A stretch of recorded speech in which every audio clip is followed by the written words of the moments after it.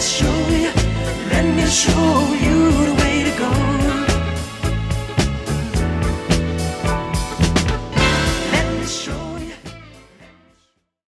All right, well, so that's what it gets very frustrating, I think, for people, because you don't know five black men in particular that have not been harassed and felt threatened by police officers.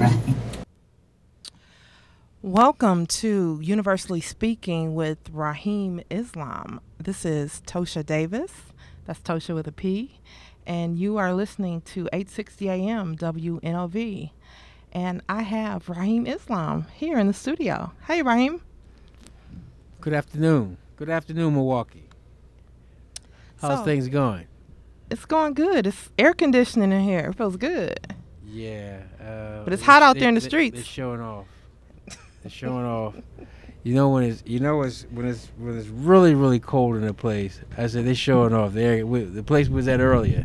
Oh yeah, it felt good to me though. Yeah, I know. You going through some issues right now. Rahim. Keep it clean. Keep it clean. But it's definitely. I said, well, why are they showing off like that? Why is it so damn cold in here? But no, it's sorry. It's good. It's all good. I'm just messing with you. I'm just trying to entertain. That's all. You know what? I'm in a funky mood today. Uh-oh. It's like, I don't know. I'm not if I want to be like Chris Rock, or whether I'm gonna.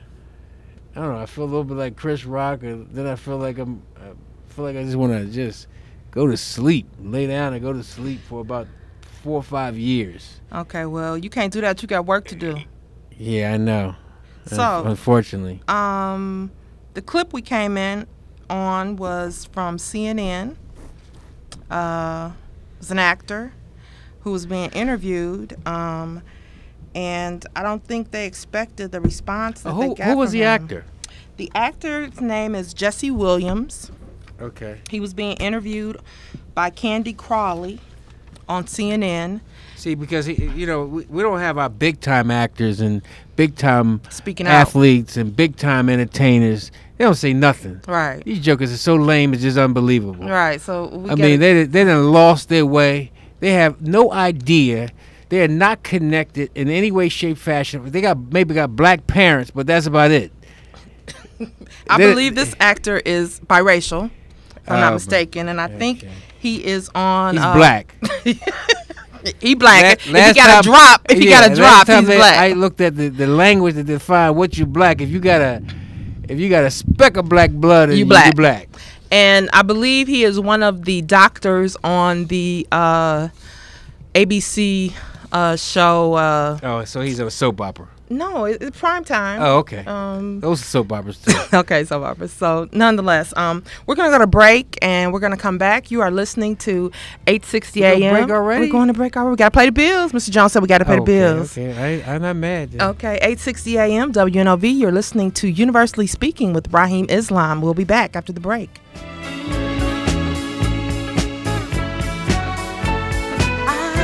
Let me show you the way to go.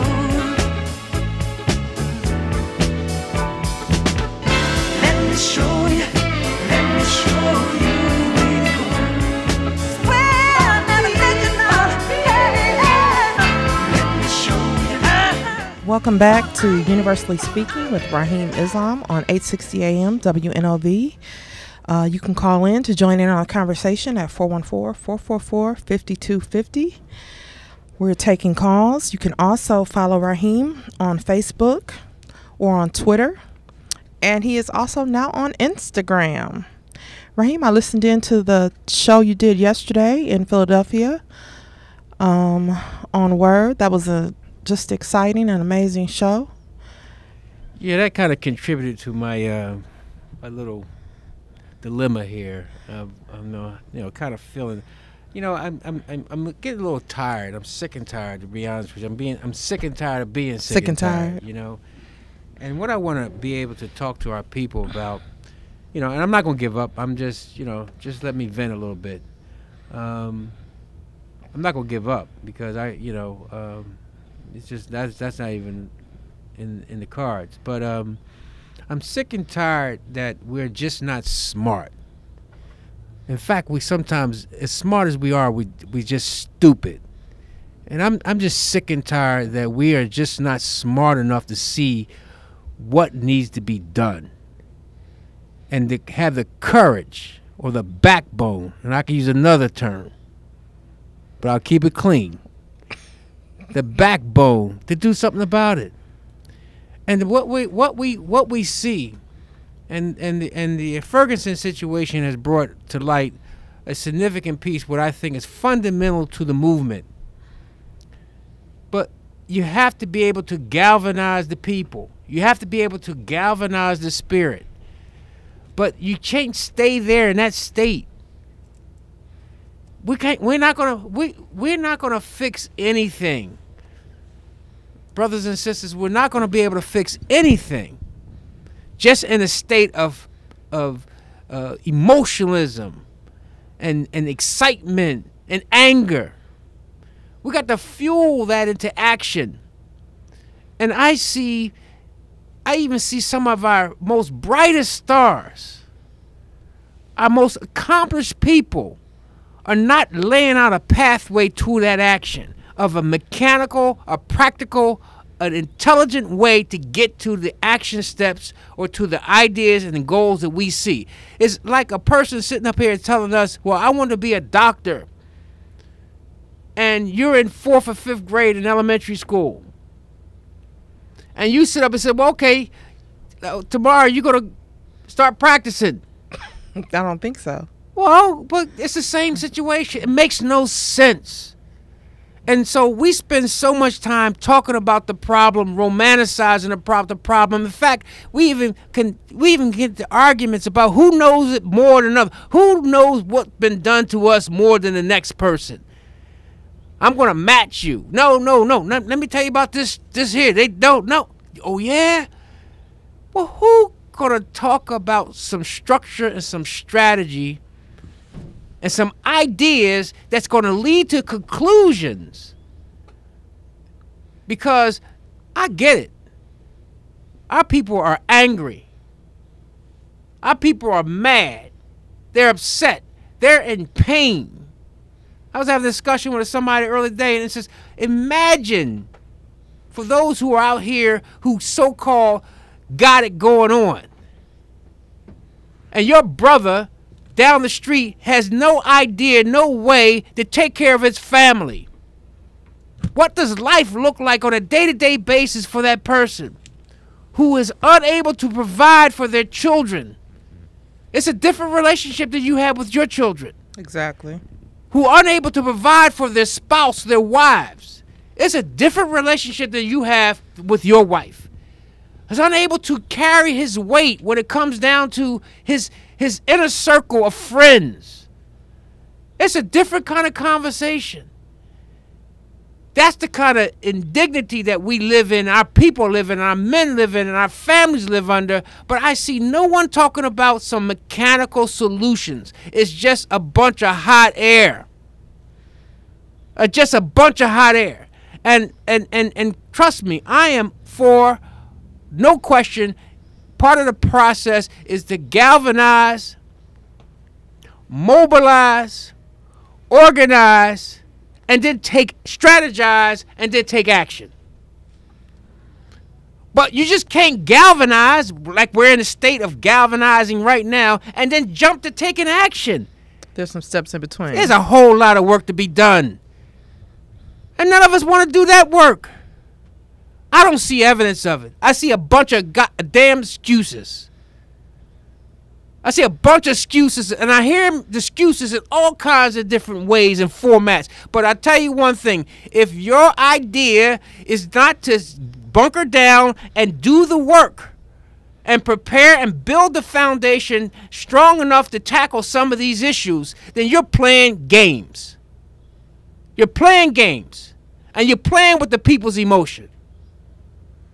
So, I'm not a happy camper right now because I see a situation today that's happening, and no question has galvanized our community, this whole Ferguson situation.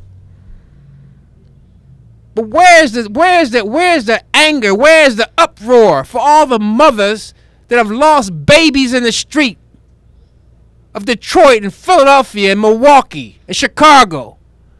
Where's the anger? Well, some raggedy person take.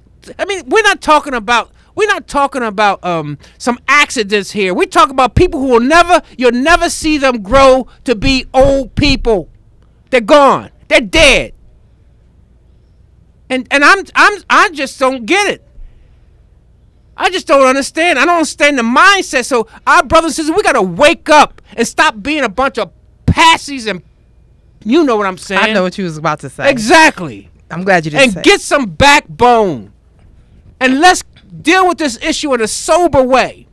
All of our so-called leaders. Where is the round table at? Where is the meeting at? Where is the discussion taking place? The so-called leaders.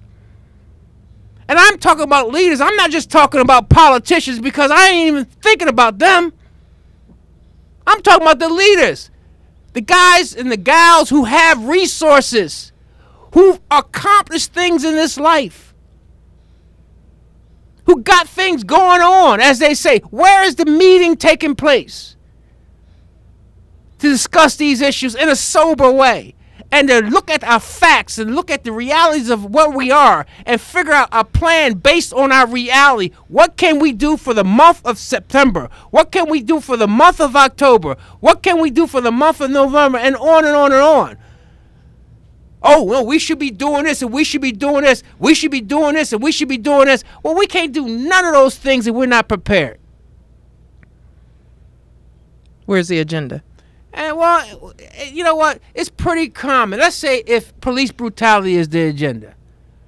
It's pretty well, how did we change police? We got to look at the mechanics of how do we change. I guarantee you got to change it by first and foremost putting people. You got to have at least black officers. Okay? You got to have more black officers on the force. And when I say black officers, people who understand black people. You got a lot of people who are black, don't even understand. They no more black. They no more black than George Bush is. You're right. That's how gone they are as far as I hear people talk. We should just pull yourself up by your bootstraps and just work hard. You ain't got no boots. Let me tell you something. I lived in a house with my father. I'm not supposed to be here. I lived in a house with my father. I was on my own at 12 years old. 12 years old. And I am not the exception. I'm the norm. More than we know about, right? Well, me and my brother. My sister, I had four of us. Two of them left. My oldest brother and my oldest sister left my father, who was a heroin addict. My house was a shooting gallery. All right? So I'm not talking from some high-level position and talking about, no, I know what it is. So am I supposed to have survived that? It's only by the grace of God I survived that. A child right now, any child, is a gamble. And you challenge the situation and you increase the gamble of that child when you put them in an unstable environment. And it's almost 9 times out of 10 that child is going to be even more challenged. And what do I mean? Their ability to succeed is threatened at childhood. So don't tell me about you just can pull up your bootstraps and you can work harder and you can overcome. How you going to get over some of the structural racism, the structural issues we're dealing with? They're not going to go away, brothers and sisters. They're not going to go away until we make them go away. And we're not going to make them go away by just being a bunch of hot air. We need our best. We need our talented. We need our most passionate. We need the people who are the most committed to sit down around the table and let's have a real discussion. Let's talk our way through this thing. Let's talk about what that table looks like when we come back from the break. You are listening to Universally Hot Speaking with Rahim Islam on 860 AM WNOV, The Voice.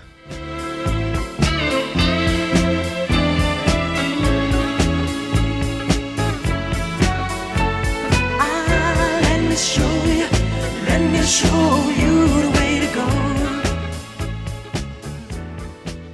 Welcome back to Universally Speaking with Rahim Islam on 860 AM WNOV, The Voice. We were talking about the table when we went to break, and Rahim, I wanted to talk about the table that's in the house. Well, From your recent article. I just meant, I'm just meaning that, I think that it's got to be more than somebody than myself saying that, that can come up with logical solutions to the problem. Obviously, we All right, there's more people that have to be at the table. But one, there's going to be a challenge with that, all right, because there's a bunch of people so selfish it's just unbelievable, and they don't have any connection to the pain that's going on in our community. So let's discard them right now from the door. All right, we don't need them. All right, every movement I've seen, it ain't been a whole lot of people, but there's been some committed people. And so the other thing is that you gotta disregard those people who are selfish, and got these egos. I look at these children and I say to myself, these children don't know nothing about those egos. They don't know nothing about these attitudes that some of these people are carrying. And the point I'm trying to make is that where is the guidance from anywhere in our community trying to create a table where we can have this kind of discussion? It's always a show. It's theater. And it could come in from, even if it's coming from a sincere place, and I do believe some people are coming from sincere, it's not enough. It's not good enough. We could think better than that. We could do better than that. Sure, we got to get to start. That's what we have to do to start the process. But we can't just think that's it. So I see these discussions. I hear, radio, talk radio. I hear, the chatter that's going on. I haven't heard yet any real concrete solutions. I've heard ideas, like I've heard people talk about this violence is tied to the economics. It is absolutely is tied to the economics. But how are we going to deal with that? And I have an idea. There's a pathway that can help us get there.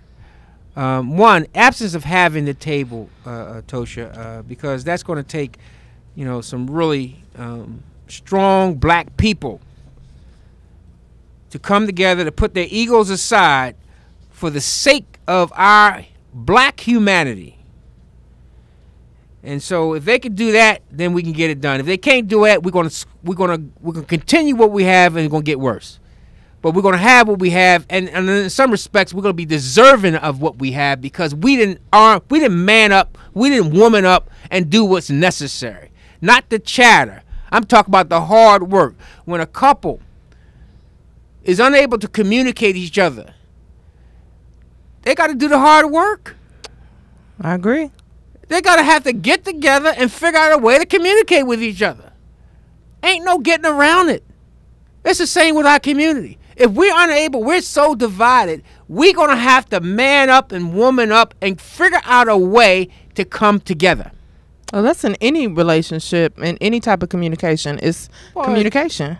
Well, it's not so much the communication is the point I'm making. It's the point of the work that has to be done. Right, but you got to be talking to one another to be able to work. But it takes work to do that. Know what the work is? You got to put your egos down. Aside. That's right. That takes work. All right? You got to be humble. That takes work. You got to be a giving person. It takes work. You got to have patience. It takes work. All those things take work and more. So embodied in the conversation, embodied in communication is work that has to be done. Unless you're ready to do that work, you can talk about communication, but ain't nothing really going to happen. And so the table we're talking about, at least that I'm talking about, is a table that when you get to the table, you cannot leave. You can't leave the table. What you're doing is you leaving our community. So two things that I indict of the black community all over America. Not just in Milwaukee and in Philadelphia, where I know a lot about, and Newark I know a lot about. All over America, I indict the black community. It's not what the police is doing to us. It's not what white people are doing to us. It's not what anybody is doing to us. It's what we're not doing. And what we're not doing is communicating with each other, working with each other, coming together, putting our issues aside for a bigger cause. And the bigger cause is our babies, who don't know none of this nonsense. This is going on. That's right. They are absolutely have no idea what's going on. Except that they're feeling it. And they're going to even feel it even more. The feeling that they're getting now is just the beginning. It's only going to get worse. So where is that? Where is it coming from? Where is the clergy? Where's the black clergy? Where's the black religious community? I'm not saying calling for a march on Ferguson. I'm saying calling for a march to organize our people. Because guess what? When it's all said and done, this is going to take time. This is going to take effort. We're not going to do this overnight. We're not going to undo these things overnight. These things that took 400 years to build. Well, they didn't happen overnight, so it's not going to get fixed overnight. Well, people say that, and they say it, and they understand it, but they're not willing to do nothing about it. You got to do something. You got to get out of your comfort zone. You got to do something. And one of the things that you can do, you can vote. You can engage in the voting process. Now, people say, oh, well, that's just corny, man. I ain't voting, Well, guess what? If you ain't voting, you ain't counting. If you ain't counting, most, if not all, the issues that we had are tied to some kind of government, public situation that could help our situation going forward. We must learn how to vote. We must learn the political process. I would say that we must relearn the political process. We must relearn how to vote. We must relearn how to elect and select candidates. We must relearn how to organize our blocks. We must relearn how to organize our neighborhoods. We must relearn how the men, the protectors of their families and of our communities. We must relearn these things. That's what we have to do. So we have to relearn a lot of things, and those are the things we have to do. That's the work that we have to do. But I tell you, if you're not going to do that work, you're just joking. You're just dreaming. It's the same situation. I'm in 3rd grade and 4th grade. I want to be a doctor. I don't even want to continue 5th grade. I don't even want to complete high school. I don't even want to do college. I don't want to go to grad school. I don't want to go to medical school, but I want to be a doctor. You are absolute kidding yourself. You're absolutely kidding yourself. So, I didn't say it enough. You know where I'm coming from. Well, and my position is just very, very clear. We got house cleaning to do, and it doesn't involve anybody else. It involves us, for us, doing for us, by us, and guess what? You will reap the benefit of what you do, but you're not going to reap the benefit. It's like going to the bank and you with the ATM. How the heck are you going to take something out of the bank and you didn't put anything in? You didn't deposit anything? You didn't make not one deposit. Well, let's talk about... And we good at making withdrawals. We're very good at withdrawing, but we're very poor and very bad in making deposits. Because guess what? That's where the work comes in. The real work comes in making the deposits. Because behind every deposit is work. It's some effort. It's some energy. It's some successes. It's some failures. It's some wins. It's some losses. But it's work. And the result of that work is some kind of deposit that someone can use that energy, that resource, to do certain things. And so then becomes the withdrawals. But you cannot have the withdrawals if you're not doing the deposits. Well, let's talk about this house cleaning concept that you started a couple weeks ago, and we're up to part 3 now in the community paper in the Courier. Let's kind of go back and recap what you've been talking about and look at where we are now with that? Well, I think that the number one issue is a couple big ticket items that I try to talk about in the article. First, again, go back to what I said earlier about we're never going to be respected if we don't respect ourselves. So we're asking people to, and by the way, people seem like they're surprised by the treatment of black people. Do you not know your history in this country? Do you know what has happened to our mothers and our fathers in this country for over 300 years? Do you not know your history? Wake up, brothers and sisters. And I'm not trying to put out any negativity, but why are you trying to get affirmation and confirmation and trying to get equal footing when you just look at our history? It's time to do for your own self, and people will respect you then. So how in the world then can we allow the killing to take place in our community on a daily basis and then be outraged when it's happened, when one of our young black brothers is killed, a defenseless black brother is killed by a white police officer? Does that body have the same consequence and significance as a black person killing a defenseless black person? I mean, so we have to now, if we're going to demand respect, and guess what? We can demand respect, but we got to be organized, because there got to be consequences in our language. That if you don't do, and I'm not promoting anything illegal. That's where voting takes place. That's where organize. You got enough numbers here in Milwaukee to do some real serious things and change things here forever, and in a better situation for the black community of Milwaukee. But you're not going to do it if you're not even picking up the tool. You pick it up and it's so rusty and so corroded because you haven't used it in so long that you don't even know what to do with it. It's sitting right there. So you're asking somebody to do something, you have control of it right now. So time to clean your house is about basically understanding the time for worrying about what they're doing to us it's got to end.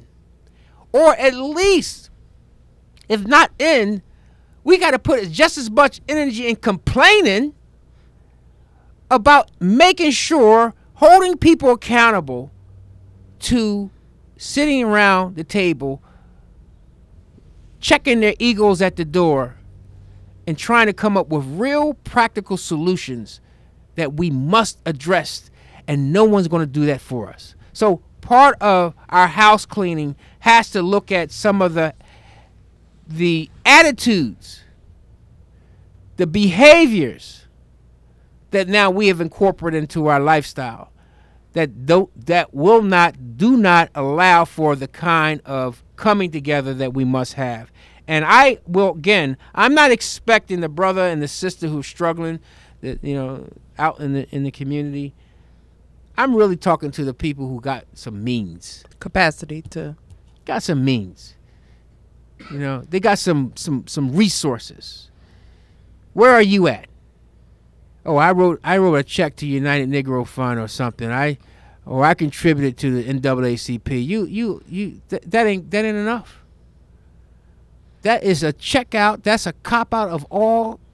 Now, not to say that we shouldn't support these organizations. You should. You should be writing checks for these organizations. But that's a cop out. And that ain't going to do it. That ain't enough. We need our talented in a room. If we got to be in a room for, I don't know how long it takes till we can come up with some action steps that we can be able to deliver some relief to our community.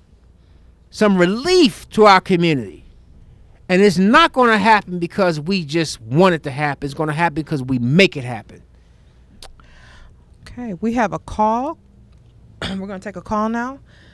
Caller, go ahead. You're on the line with Universally Speaking with Rahim Islam.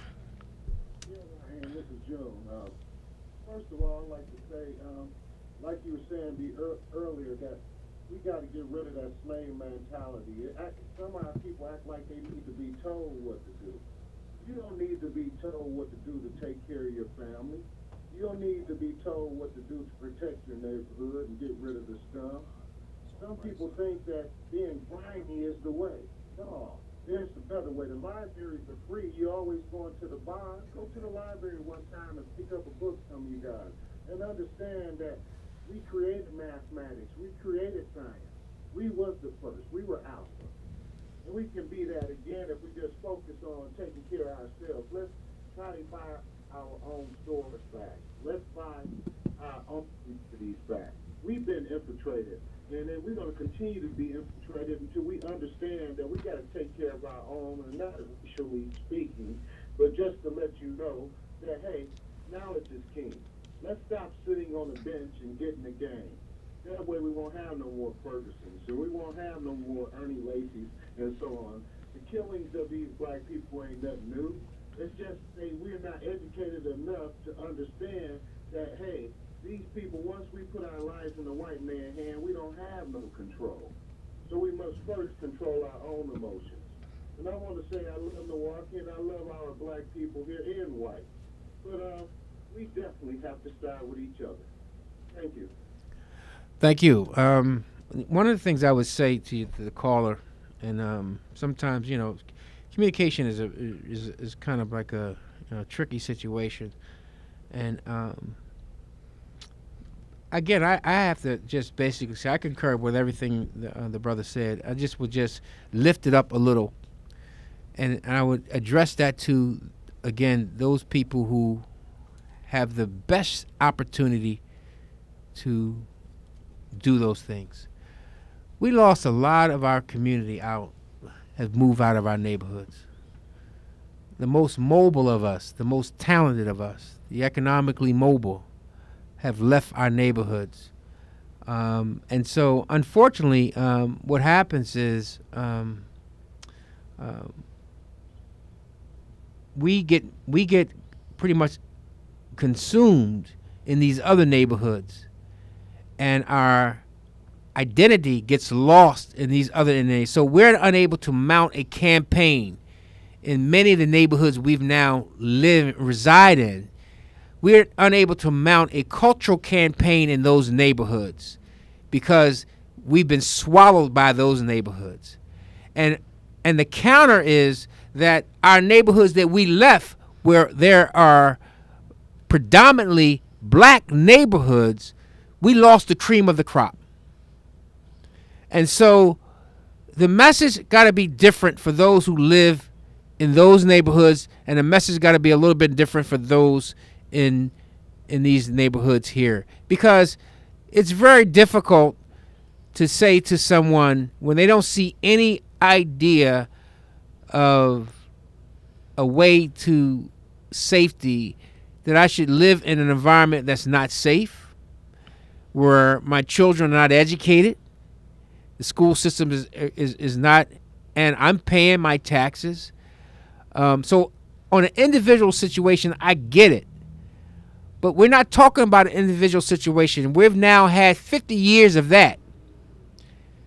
And now what we have is our community is in worse condition than it's ever been. So we're going to have to now understand that it's consequences for our individual decisions that impact our whole community. And so many neighborhoods in the core of our community are unable, that do not have the capacity to pull out of the conditions they're in. They just don't have the capacity. I mean, they just barely surviving in life. I mean, they're just dealing, you know, on a day-to-day basis, they're dealing with life. So they don't have the capacity. And there's another thing that I talked about, we had to do some house cleaning, is that we talk about that concept of do for self, but it means more than just aggregating our economics, which we haven't been able to do. I mean, we haven't been able to aggregate our economics because we don't live with each other.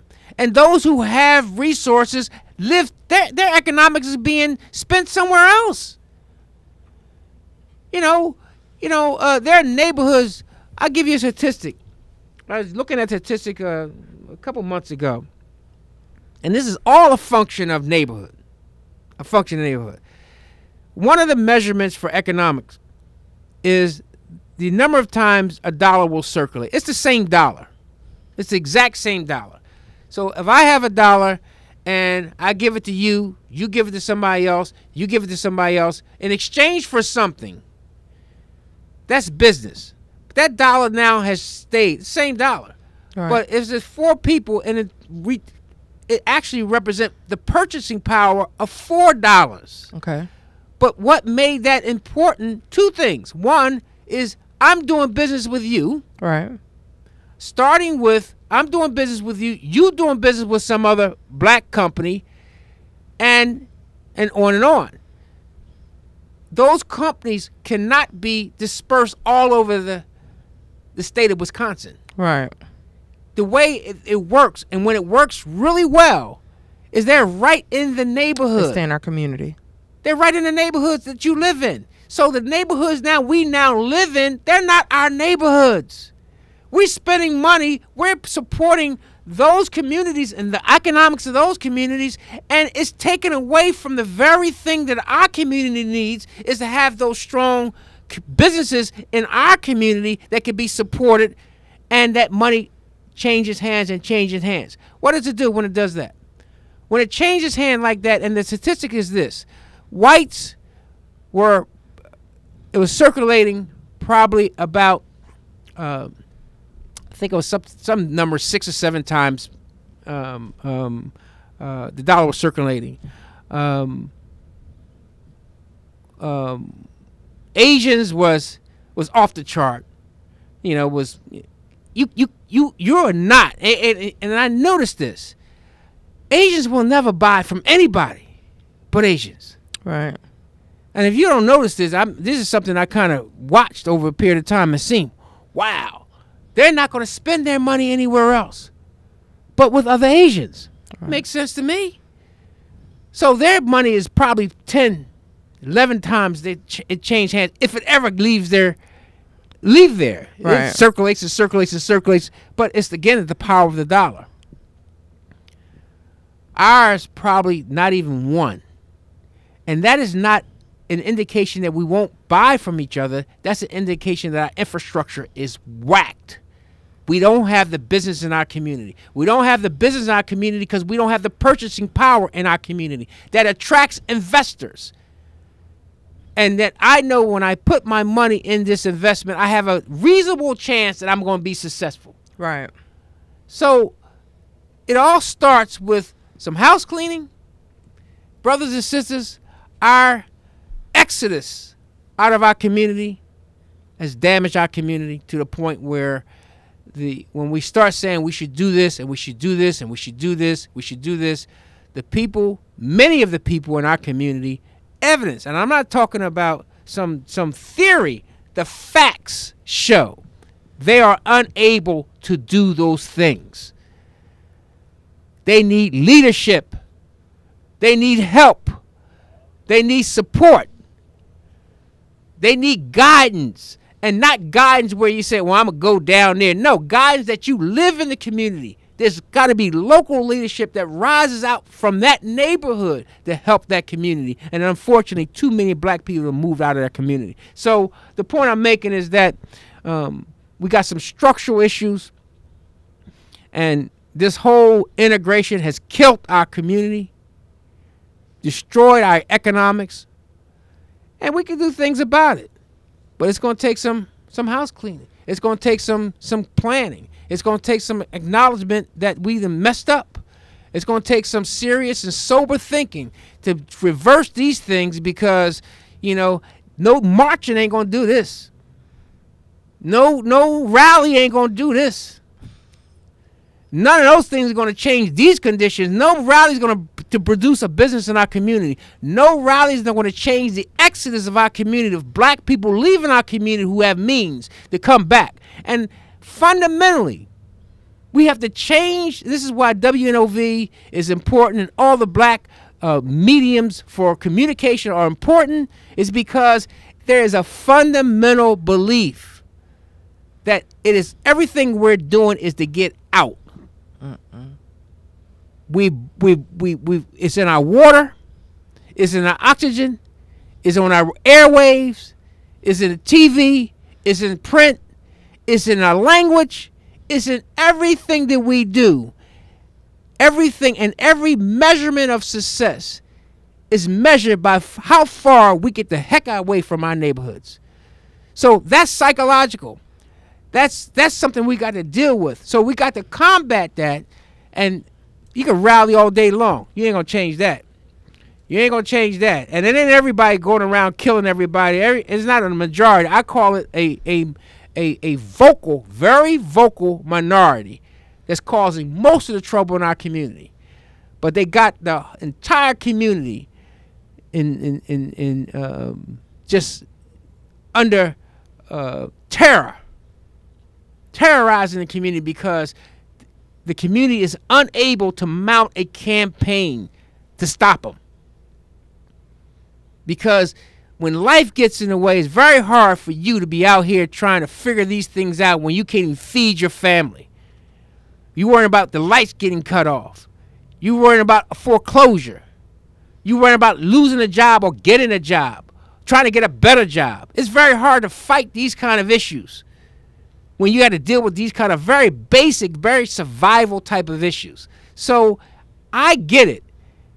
I'm very clear. The people that I'm talking to is not those people. Right. Specifically. The people that I'm talking about is the people who got a little bit of things and made a few dollars and got a few degrees, got some capacity. They need to be sitting down figuring out a way to help the black community because nobody else is going to help the black community but them. Rahim, I want to talk about a phrase that you use quite often. You keep talking about the sober mind. And I want you to explain that to, not that our listening audience doesn't know, but I just want you to kind of expound on that a little bit about what you mean when you say with a sober mind. I know what you mean, but I don't know if everyone knows what you mean. Well, what I would say that one thing I would say that when I say sober, I mean that I'll take myself for example. I've been sober, clean and sober. I haven't had any intoxicants in my body for 25 years. But there was a time in my life where I didn't think I could even function without putting something in my body, you know. And so my perception of life was distorted. Your lens, right, was completely distorted. I couldn't even eat food unless I was smoking marijuana. You know, unless I built up an appetite. I couldn't go to sleep at night unless I was, you know, high. You know, I couldn't even get involved sexually unless I got into a situation where I thought I had to change and alter my mind to even enjoy sex. I mean, that's how whacked out it was. And I didn't think I was even an addict of any kind of way. I thought I was fine. I'm cool, you know. Well, I didn't know what food tastes like. So, because I had altered my conditions for so long, I didn't even know what the food tastes like. Right. Without being intoxicated. So when I say sober, I mean that I've had no influence that's going to alter my lens, my view. And it's coming to me raw. Right. So when I say sober, but it's not just intoxications with alcohol and drugs. Right. It's intoxications with a number of other things. It's religious intoxication because I see most of us are spiritually drunk. It's political intoxication. I see most of us, so they're politically drunk. I mean drunk. And so when I say sober, I mean you're free. You got some level of freedom that you're not addicted to these things, and your balance is clear enough. It's one thing to say that, okay, well, you know, I'm for all people, but in the back room you tell them this group is going to go to hell because they don't believe the same way you believe. Right. Go to hell? I mean, last time I checked, hell was not a good place. Exactly. And the way they describe it is a really damning place that nobody wants to go to. But yet you've condemning a whole group of people to hell because they don't believe the same because they thing. don't believe the same thing you believe in. Well, that's drunk to me. That's a spiritual drunkenness. All right, so when I say sober, I'm saying sober in the sense that you're not coming with an agenda, that you're not intoxicated by a philosophy that is got a slant. If you're intoxicated by anything, is you feel the pain of our mothers and our daughters and our fathers. You feel the pain of those people who don't have what you have. You feel that pain. So if you're intoxicated by anything, you're intoxicated by it because you feel that pain. That's what I mean by sober. Okay. I just wanted you to share that because I know you and I have had the discussion, and I want to make sure that when you're discussing that with our audience, that they are clear on what you're talking about, because I think that it's vital to the discussion as we talk about the house cleaning and coming to the table, that they know exactly where you're coming from. And I'm not suggesting or recommending that, a person, I did this for my own self as far as, I just felt that I just had to see life free of any intoxicants, and I like it. I enjoy it. I'm not saying that, person can't have a drink every now and then, but the point I'm making is that if you look at where the world is going, and I say it all the time, when America catches a cold, we catch triple pneumonia. So where it might impact the incarceration rate in America for white America, it might impact blacks are not the only one getting killed by police. Oh, most definitely. Right? Blacks are not the only ones being arrested.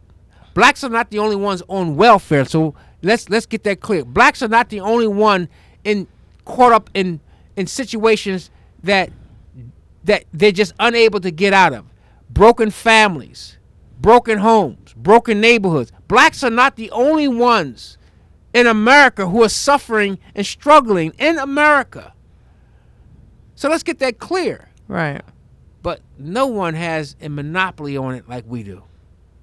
Our struggle is a little bit more complicated, a little bit more intense, a little bit more damaging, and that has a lot to do where we started. Right. I agree. Wholeheartedly. You do? So, You agree? I agree. Oh, okay. Is that good? Ditto. I want to make Kudos. sure. I want to make sure you. I'm clear. You agree? Well, I know you didn't Well, need you know me what? to Check agree. this out. I know you didn't need me I to can say if agree. you agree, you don't agree. Hey, look. To the It don't matter whether or not I listening audience, agree. If you agree, you don't agree, call in. Tell me. I am struggling. I am trying my best. I'm trying my best. I'm using every faculty I have.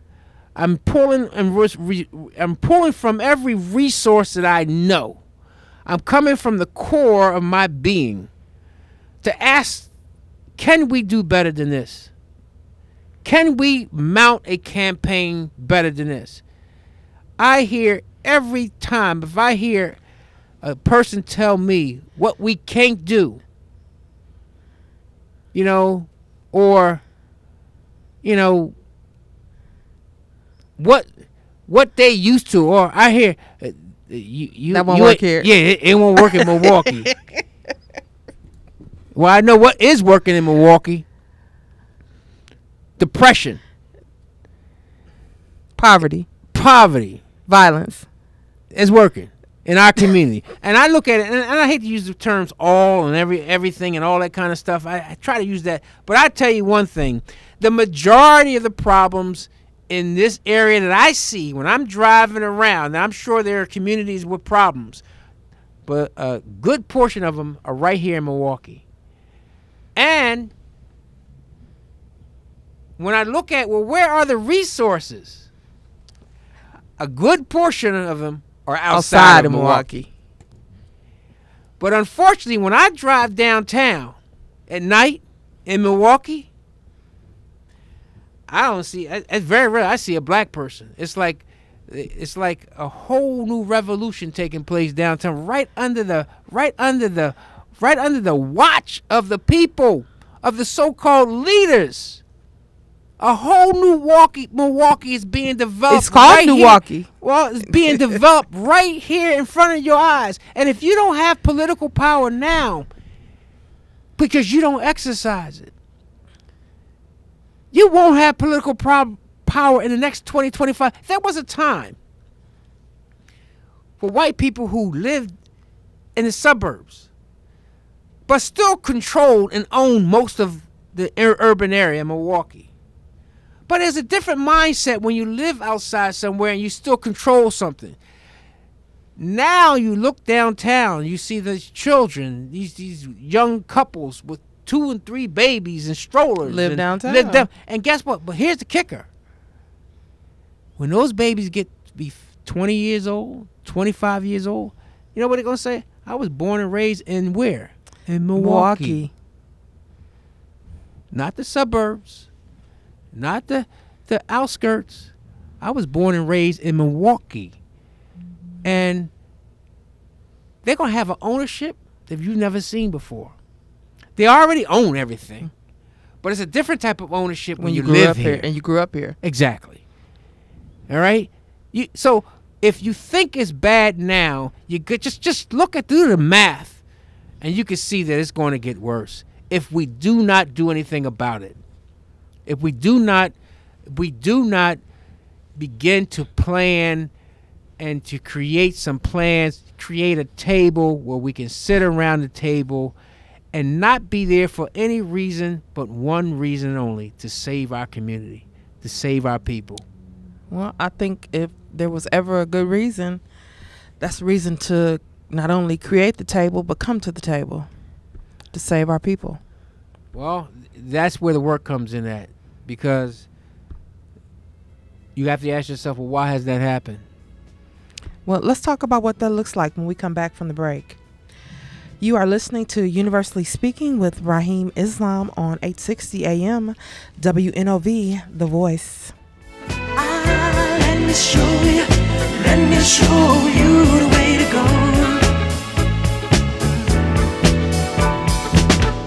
Let me show you the way to go.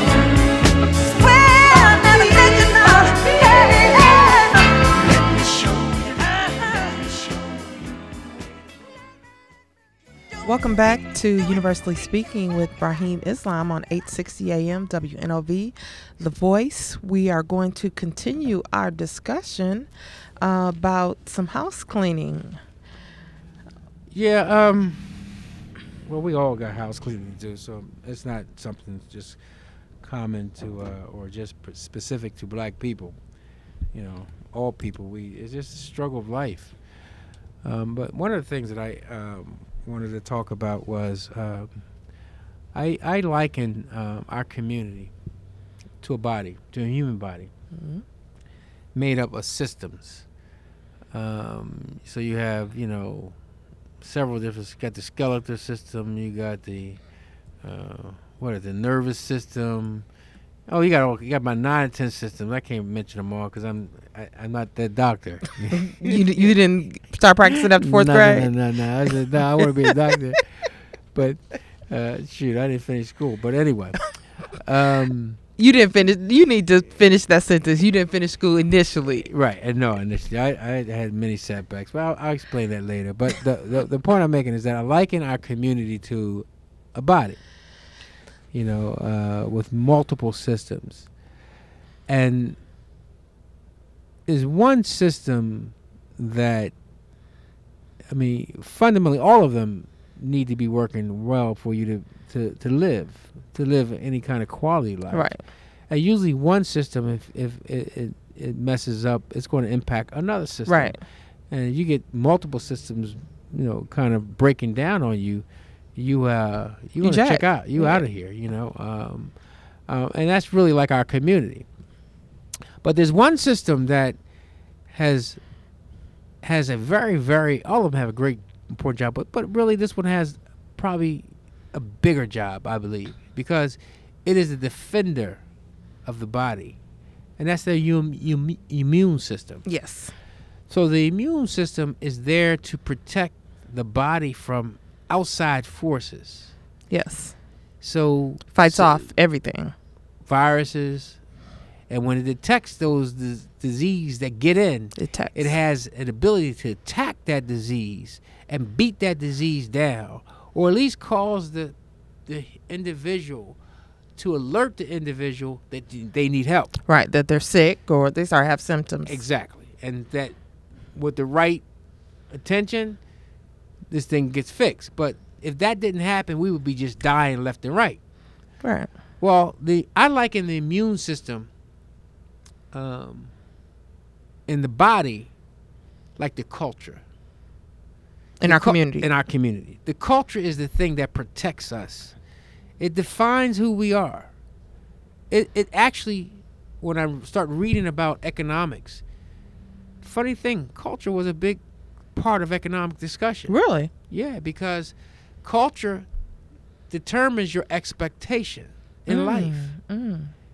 It defines. So if you're in a culture where it says education is a pathway to success, you're in a culture that says that you are part of a group. You're not an individual. You have individual ideas and concepts, but you are also part of a group. Okay. If your culture says that this is how we treat our women, this is how we treat our men, this is how we treat our children. Your culture say this is how we operate, this is how we function.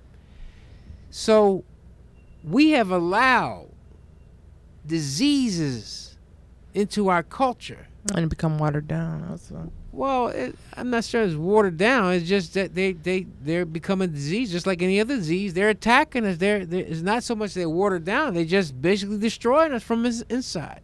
And the disease that we have allowed to come into our community, into our culture, that we've gone unchecked, is ignorance. You don't think integration watered down our culture? No. It's the ignorance comes first. Okay. The integration is the action. Okay. The mind is what came first is the mind that produces it. Okay. That comes into the body. When that comes into the body, that allows, because one, we fight. Yes, we fight for laws that are unequal. We fight to the end to be treated fairly. To be not allowed to be say that we can't move here, live here, or eat here because of the color of our skin. We fight that. We fight to abolish that because that is absolutely ridiculous. But that don't mean I gotta go. Right, just because I just want to make sure you that I can. I can if I want to, but I don't have to go. I don't have to go in the kind of numbers that we win. So what was inside the mind of us is that where we were was inferior. So even people were talking about how great it was in many neighborhoods, and you could talk about wherever black people, this used to be the black business community. This used to be the black wealthy community. This used to be the black this or the black that. We abandoned it all to go out because their water is wetter. Their ice is colder. And so fundamentally, we've allowed these diseases to creep into our culture. But even there, I'm not even talking about that because you brought down the watered down piece and I wanted to respond to it. But when I say the things that we're allowed to creep into our culture, you mean to tell me that these young boys who are doing what they're doing, young girls are doing what they're doing, you mean to tell me that this music of the most vulgar music, these attitudes and these concepts, do they represent all black people? No, of course not. Do they represent the majority of black people? Of course not. Well, where's the black voice at? Where's our immune system? Why have we not challenged these ideas? Why have we not fought back and defended ourselves? Why? Not just because we defended what white people think of us. We got to defend what we think about ourselves. Because the average child right now have now adopted these attitudes, these concepts, this abnormal behavior. To believe that you can get something in life without working is abnormal behavior. It goes against the entire universe, and you're not going to succeed. But many of our young boys have that attitude. To believe in a young girl who says, I don't need a man, you're setting yourself for the absolute loss of all loss. The loss of life. The loss of being in one with a mate. That is the ultimate goal. If you say you don't need a man, it's an abnormal mindset. To allow for the violence to take place in our community. These are diseases that are allowed to infiltrate our community, our culture. Now we have children, and we've always had it, but now we had a situation where it's off the chart. Abnormal behavior where people can go unchecked. And we hear it all the time. Well, we had a community where, so-and-so didn't say all that. They wouldn't walk around cursing. You can't even talk to these kids. You have to be careful if you do. Yeah, because you might get, you can't reach them. This is generations of abnormal behavior has produced this kind of thing. And we not saying anything. So how in the world is the world going to respect us when we don't respect ourselves? How is the world going to take us seriously? When they look up and they see, they throw little crumbs out and we run like crazy. And yeah, killing jokers along the way to get to them. And yet we're not supposed to have that kind of behavior. The world is a violent world. And our communities represent a part of that violence. Microcosm. There's no question about it. But the point I'm making is that, so the culture is what we define it to be, not no one else. And if we don't say anything, we don't protect the culture. I want to get back to the point, I think it was 1968 when James Brown said, say it loud, I'm black and I'm proud. That was an awesome year.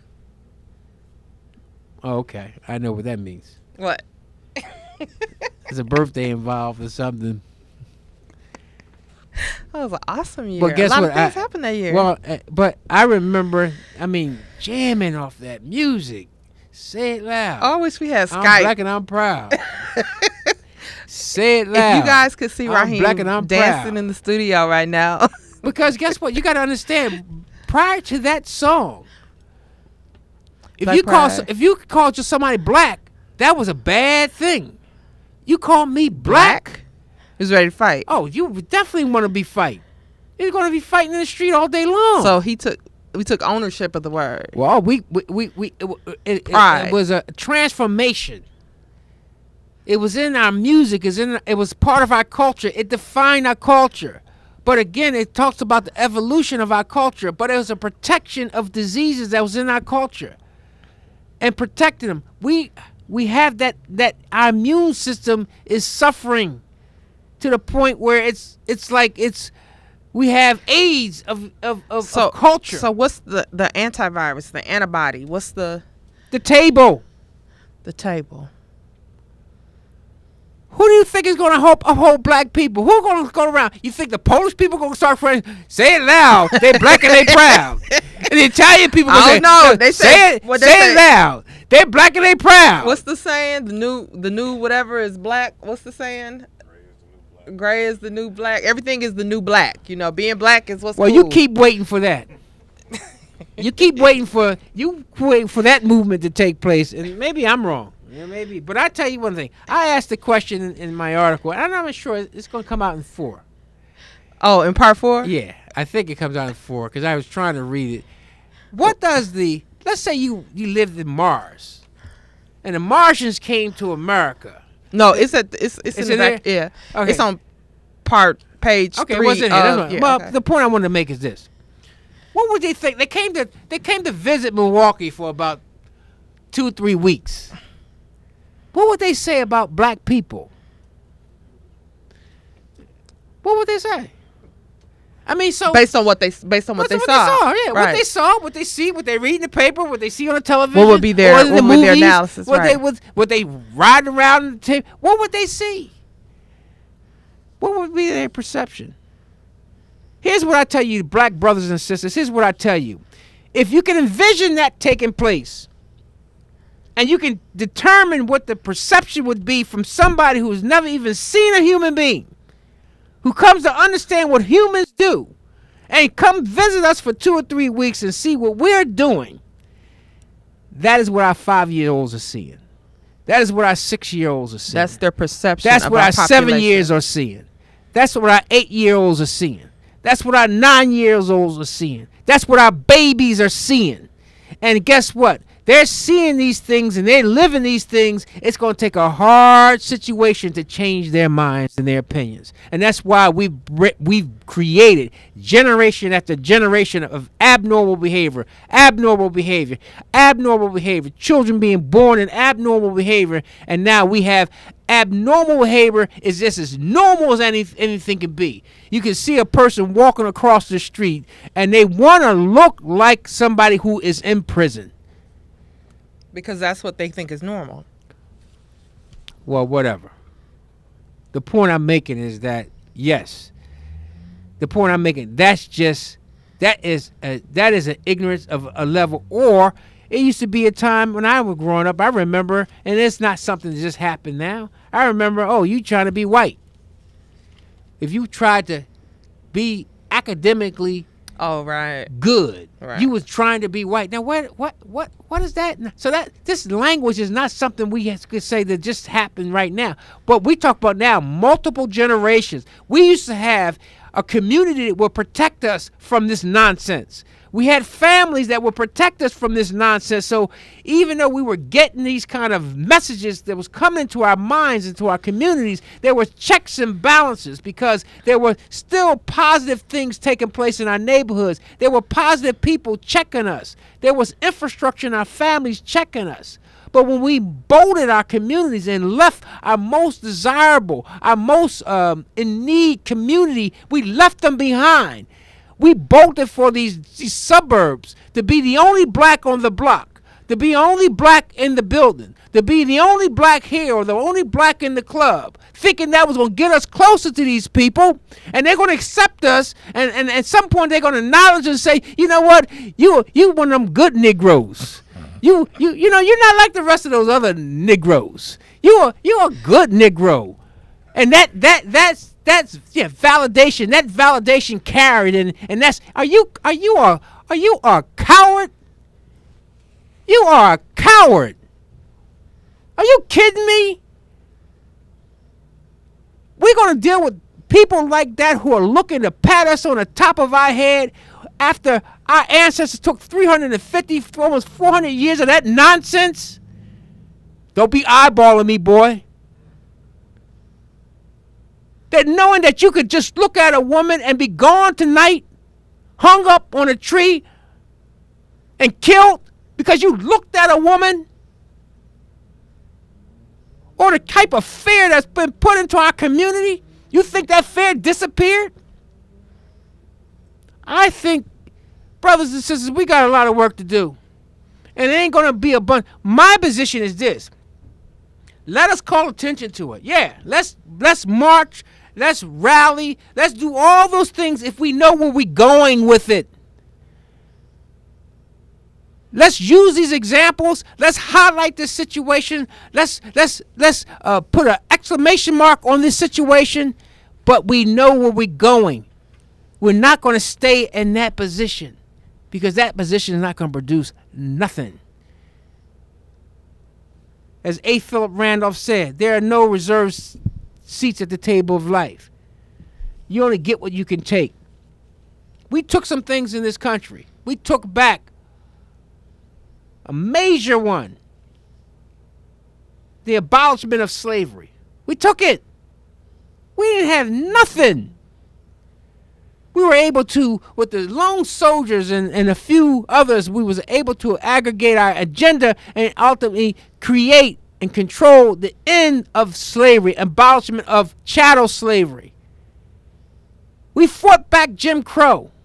This is what our ancestors did pretty much in the last, 100 years. Fought back Jim Crow, an oppression system worse than apartheid. All right? Worse than the Holocaust, the situation in Germany, as it relates to the civil abilities of one people in an occupied, worse than Palestine. We was able to overcome Jim Crowism. We was even create the most, historians are saying, and I concur, the most historic legislation in the history of Congress, the Civil Rights Acts of '64. This is phenomenal stuff we were able to do. So it ain't like we don't have the capacity. It ain't like we are just a bunch of knuckleheads. But the question is, will we respond in this generation? Will this generation forget about its own selfish self and selfish needs and think about the future of our people and make decisions based on that? That's going to be the test. And if you're not, then, God help us, because at the end of the day, God says, He'll help those who help themselves. He's given us all the tools to compete. And if we don't compete, what do you expect? But the question for us is that who has the best chance to mount this campaign for us? Mm-hmm. I liken also our community. I go back to the immune system. I liken our community to be like a body without a head. Wow. We have no head on our body. Everybody else is organized. Every other group is organized. Every other issue is organized. And yet, our educated black people are not able to pull themselves up to save their own community. That speaks volumes to their own types of education. We're going to discuss that some more after the break, Rahim. You just said a mouthful. Did I? Yeah, you did. All right. All right. I hope people listening. If they listen, Jason, this is therapy for me. You are listening to Universally Speaking with Rahim Islam on 860 AM WNOV, The Voice. The way to go. Let me show you the way to go. Swear I'll never let you know. Universal Academy for the College Bound is looking for highly qualified, energetic, Wisconsin-certified teachers for grades K4 through 8th grade. Please visit us at uacb.org or give us a call at 914-9220 or 716-5858. Universal Companies, improving communities and changing lives. Back to school is just around the corner. Rahim Islam on 860 AM WNOV, The Voice. So, Rahim, you said a little something before we went to break. Well, I think during the break I was saying, somebody said, stupid is a choice. And it was talking about really basically kind of, the way things, you might have had a father or a grandfather who was probably never even went to school, Mm-hmm. but he would send his children to college. Exactly. But he would come back and say, boy, you stupid. With all that education, you're still stupid. Exactly. What was he talking about? What he was talking about, because with the education, they still haven't been able to think for themselves. And so, you could be the most educated person out here, but if you're unable to think for yourself, and that's what you got to look at right now in our community. We have educated people. The question, can we think for ourselves? And I fundamentally say, I think we're going to have to get over a few things, but I think the proof is in the pudding. you know, while we've gotten a good amount of education, the reality is our problems have worsened. Our immune system, our culture has gotten worse. Our voice is less than it is. So the question is, with this education, have we been educated to think for ourselves? And the answer is no. We haven't been educated to think for. We've been educated to think for someone else, to uphold someone else, to believe in someone else. And just the opposite, not to believe and think for ourselves. It's evident. The proof is in the pudding. I'm not coming up with any kind of revelation. Right. Look at the facts. Right. And then also look at what take a person who's got a graduate degree or a PhD degree. How much did they learn about themselves, even in historically black colleges? Right. We've got well, I don't think he has a PhD, but he is an attorney on the line. One of your good friends, Alderman Ashante Hamilton. Alderman Hamilton. Well, hello, everybody. Hey, my man. How you doing? How you doing? I'm Tosha. How are y'all? Good to hear your voice. Hey, man, it's good to hear you too. I was standing out here at the Solidarity with Ferguson rally out here, and I know I wanted to touch bases with you all at some point today. So I thought I'd try to just catch you while you was teaching. I hate that. I hope. This is therapy for me right now. I'm going through therapy. I'm trying. We need the trauma that our community been through. We need therapy. You ain't joking, man. You're not joking. There's no question about it. You wanted to share some information about something that's going on next week. I did. We're having some visitors come in next week and speaking about taking responsibility for our own future and our own community. We have some visitors from D.C. from my Brother's Keeper program initiative by President Obama. They're wanting to see a little bit of the city, some of the initiatives that we have going, and some of the things that the people here feel like can be done to improve the conditions in our community. So we have the National League of Cities and a delegation from D.C. coming in, and we're going to take them throughout the city for 2 days. It's a 2-day visit. So we having folks come to a number of different events throughout the day on those 2 days. So, we just wanted to share that with the listeners. Well, I'm actually, Tosha told me about it, and I'm really excited. I've kind of made some plans, altered some plans, and I was able to make my way in and be a part of at least a good portion of it anyway. Okay. Well, we're looking forward to it because you always got something positive to add and just become a strong voice in the city. So, it'd just be real positive for you to be able to participate. Well, you know what, and I hate to, use terms. It's very hard because first of all, my language is very limited. All right, so I'm a very limited. My language is very limited, so I got to speak very, very elementary. All right, right, and that means direct as possible.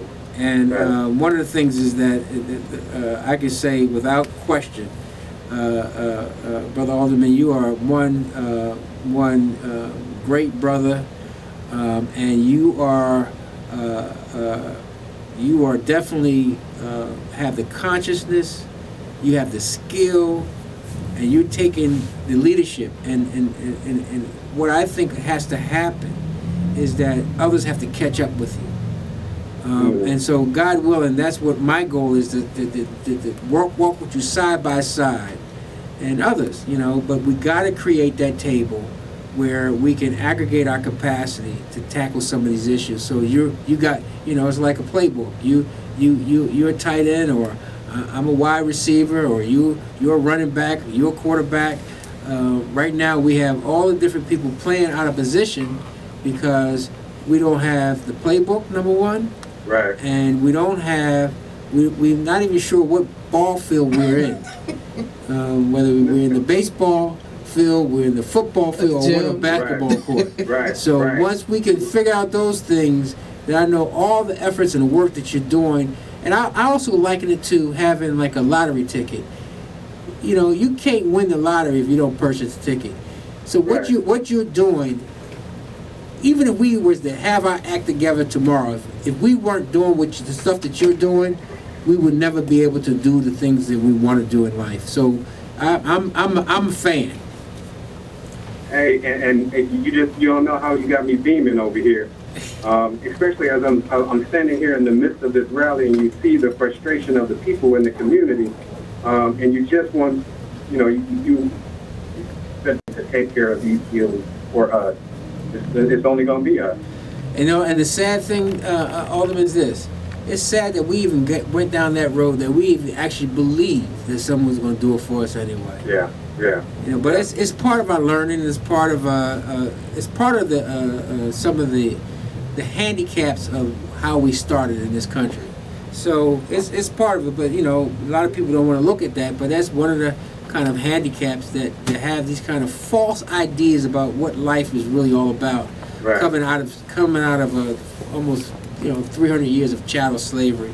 Right. But we still done very well. But I'm pushing now. Voter registration, voter turnout. Voter registration, voter turnout. We gotta build that capacity, and we all have to be able to push that. And one of the things that I've been able to see happen, and it's been really a blessing, and I really stumbled on it, but I always believed it, but I stumbled on the real blessing of it, is when we are all together. When you put a group of black people together, it's powerful. It's powerful. Yeah. So I now know why everything has been done to keep us apart. Right. Because when we come together, it's such a beautiful thing. I mean, and in spite of all the challenges we have, we are beautiful people. That's right. And we have to continue to show people how beautiful we can be, and all of the gifts and talents that we have to offer the world. I mean, to be quite honest with you, the not cultivating what we have is depriving the world of an improvement. You better believe it. That's why I was talking. The work we're doing, even though we're focusing on the black community, this is an upliftment for everybody. Well, I was talking to somebody earlier, and I said, slavery was not only a crime against Africa and to the black people of America, but it was a crime of against humanity. Right. And that's exactly what you just said. Right. Because the counter to that, if we're not able to do what we naturally have and actually be able to deliver humanity, we are the real, true Americans. We are the ones who actually pushed and manifest and produce the real American concept that's been taken all over the world. Right. We're the real democracy. We're the ones who challenged and pushed and fought for and wars and come back and be less than. And only we are that group. So, and the world is looking at us. So, and also I talked a little bit about marching and rallies. I'm for a person like yourself, and I know who you are. That's the kind of leadership that you have to provide, that we have to provide, because and I say to the rest of our well-to-do black people, that's the kind of engagement we got to have. That's the kind of engagement they have to have if we're going to change these conditions. Yeah, we've been attacked on all fronts. We got to stand up on all fronts. So we appreciate you. Appreciate your voice in this. The mind and the organization that you kind of brought to the city. It's just appreciated. So I'm looking forward to it. I can't wait till I get a chance to sit down and chop it up with you a little bit more. And I'll be posting some of these activities online and releasing some press releases so folks can know where they can come and participate. Excellent. Thanks, Ashante. Thank you so much. Right. Well, I mean, one of the things I think that Kenny wrote a song I think there's two songs. One Kenny was Gamble. Kenny Gamble. Yeah, well, sorry. I mean, you know, we know you, we Kenny to you, but you know. My main man, Kenny Gamble. He wrote a song and it says, "What's the matter with the world? Has the world gone mad?" And Lou Rawls done the song, so you check this one out. And he says, and then the next part it says, "There's nothing wrong with the world. It's the people that's in it." There's nothing wrong with the world. The sun shines every day. The moon is bright as it's ever been. All of the functions of the world is taking place as planned. What's not doing right is the people that's in it. I haven't seen a mind. I haven't seen a force that could equal the force of our people yet. But it doesn't mean anything because they're in power and we're not. But it gives us hope to say that, I mean, look, we had 8 years of George Bush. I mean, you can't get any more simpleton than he is. Or at least maybe he acted like he was. Maybe it was Columbo. Maybe he was like the Columbo. Columbo was brilliant. You know, he scratched his head. But check this out. I never seen any evidence of it. but the point I'm making, and I don't want to throw him under the bus, but the point I'm making is that what you see in life is what it is. We can compete. We just gotta pull ourselves together, because what we're fighting is organized. Is organized in many respects, maybe not so much organized against us, but the outcome is the same. It cannot be organized against us, but the outcome is against us. Right. That's like I tell my kids, you know, you get hit by a bus, it don't matter if it's an accident or not, you still Who was that? You got to stay out of the way of the bus. Right. You still just as dead you get hit by a bus. It don't matter whether it's an accident or not. So that's just like footnotes. You know. Oh yeah. By the way, it was an accident. Don't matter. You know. I mean, and that's what I was saying when I was so, I apologize. I was so upset when I walked in this room. Is that I'm upset with our people, not all of our people. I'm upset with some certain group of our people, and they don't feel the pain. And I'm upset that there's got to be a way that we got to wake up. And we got to go back. There's nothing wrong with the world. The world is perfect. It's as perfect as it can be. It's the people in it. We are the people in it. We have to compete. If we think our ideas are better, we have to win. If we think that life is dealt us a raw deal, we got to fix it. If we think that these issues in our community are terrible, we got to win. And the only other thing that matters is winning. Nothing else matters. And then there's another song that Kenny wrote, Kenny Gamble, because I've been around him long enough. And when he talks through his songs. That is a song that Billy Paul sung, and that was People Power. The power of the people. The people have the power. They just don't know how to use it. And we have to show them and instruct them. That's why I said we're a body without a head. And the question you would ask, well, who leads the black community? Who do you talk to? That's unacceptable. Not when you're doing a deal. Let me tell you something. If I'm negotiating a deal, and I'm trying to get a deal done, especially an economic deal, right? We better funnel the conversation into one place where we can do a deal. Knowing, though, that when the people who are representing us are speaking on our behalf, any organizational chart, any organizational structure has that kind of ability to channel everything the ideas of the masses and represent. That's the kind of organization we need, and that's the organization we got to have. We don't have anybody representing the black community. No. So if we have 1,000 leaders, it's like having no leader. Exactly. Who do you talk to? Who does what's his governor's name? Walker. Who does he talk to? Who does what's the mayor's name? The mayor. Barrett, Tom Barrett. Who does he talk to on behalf of the black community? Who does the Martian I talked about when they come visit? Who are they going to talk to? Who are they going to talk to? Who represents the black community? Exactly. We have no leadership. We're divided. So what I say is the first thing we got to do is we got to put the head back onto the body. You can't expect the body to lead. Have you ever seen a chicken with his head cut off? Yeah. Have you ever seen a chicken born with no head?